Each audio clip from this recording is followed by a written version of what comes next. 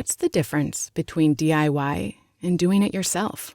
It's the difference between a part-time passion and a full-time business. Wix gives you the power to turn your passion into a moneymaker.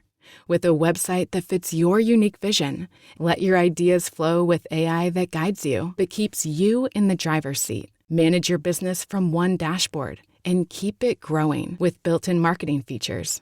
It's time to turn your daydream into your dream job. Go to Wix.com. This is Scott Becker with the Becker Private Equity and Business Podcast. We're visiting today with one of our most listened to guests in the history of the podcast. The podcast just passed 7 million downloads.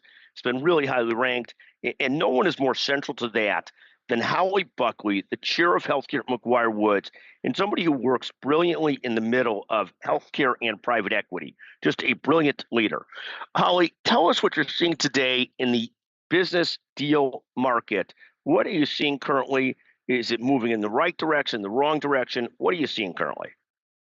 It's a great question, and I think there isn't a great answer. I think some days I think we seem to be heating up a little. There seems to be more activity. I think other days it seems like there's still a lot of deals dying and not moving forward.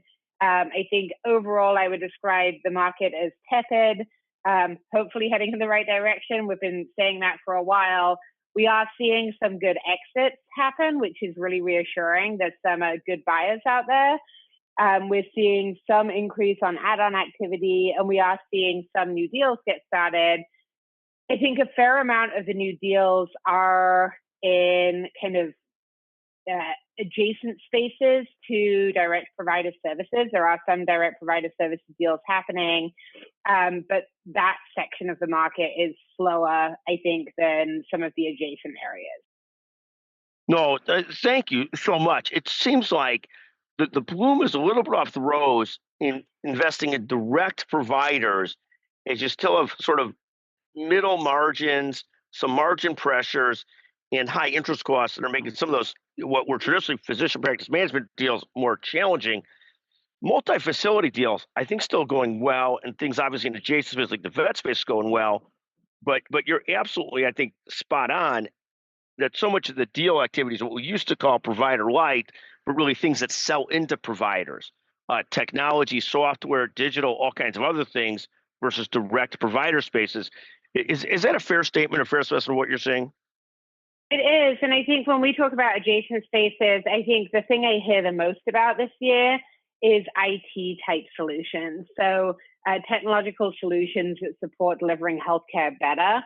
And I think for a long time, a lot of these businesses were too small, were revenue negative, and we're finally seeing some nice businesses grow up and become viable for private equity out of the venture space. And so we are seeing more transactions in the digital health, healthcare IT world, which is exciting and fun, in addition to some of the kind of provider spaces like vet and med spa, maybe cash-only businesses that aren't getting payer reimbursement or federal healthcare program reimbursement. So a whole bunch of things happening, just more slowness in the direct provider services. But I hear you on the multi-facility businesses. They seem to be doing okay as well. Thank you very, very much. Second, in terms of sort of these adjacent spaces, where are you finding the most interest and the most excitement? Probably the healthcare IT and digital health. It's kind of the investment in trying to make healthcare better, which is something I think for most of us that work in healthcare in any way is exciting. But seeing kind of investment and growth by companies who are trying to change how healthcare is fundamentally delivered. So even with the headwinds in the Medicaid space with the One Big Beautiful Bill, we're seeing a fair amount of excitement from investors and entrepreneurs in terms of, well, how can we do Medicaid better? How can we better facilitate back to work requirements and things like that? And so the idea of using technology to solve problems, and staffing is another great example in terms of managing the workforce, as well as letting people operate at the top of their license by taking non-essential functions off people's plate and putting them on technology's plate. That's where I think we're seeing the most activity, and to me, it's the most exciting. Thank you very, very much. And Holly, any projections on the rest of the year? I mean, it seems like with all the turmoil out there, people talking about so many different issues. You have the stock market hitting all-time highs, and people started to get deal hungry again and deal engaged again. What's your sense of what the next 6 months looks like? Oh, I may be done making predictions, but let me try. So I think that some of it's going to depend on what happens with the one big beautiful bill. I think another big factor is going to be tariffs. I think we're hearing from some economists that we're likely to have a recession in the second half of, enter into a recession in the second half of the year.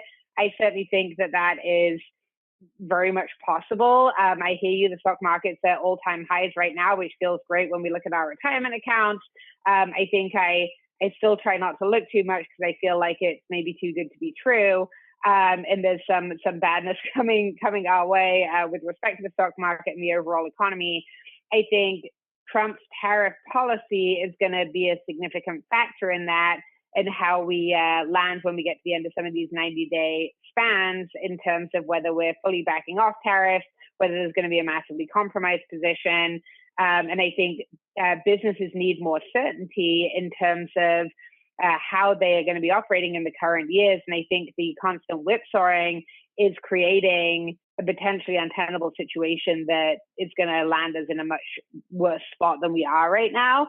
And so I think we need to see what happens with the one big beautiful bill. Are we going to be headed for a government shutdown, or is the bill largely going to be passed, which I think, if it does get passed as it is, I think the potential increase to the deficit is going to be a negative. And so I think that I don't know, Scott. I'm rambling because I just don't know. I think there's a lot of balls in the air, and I think that tariffs and the bill and the deficit are going to be a big factor in terms of how the rest of the year pans out. No, Holly, as always, I quite frankly appreciate the hedge approach, because it's quite frankly the most rational approach. So thank you so much for joining us today. What a pleasure to visit with you as always. Again, Holly Buckley, remarkable leader at McGuireWoods. Thank you so much for joining us on the Becker Private Equity and Business Podcast. Thank you. Thank you.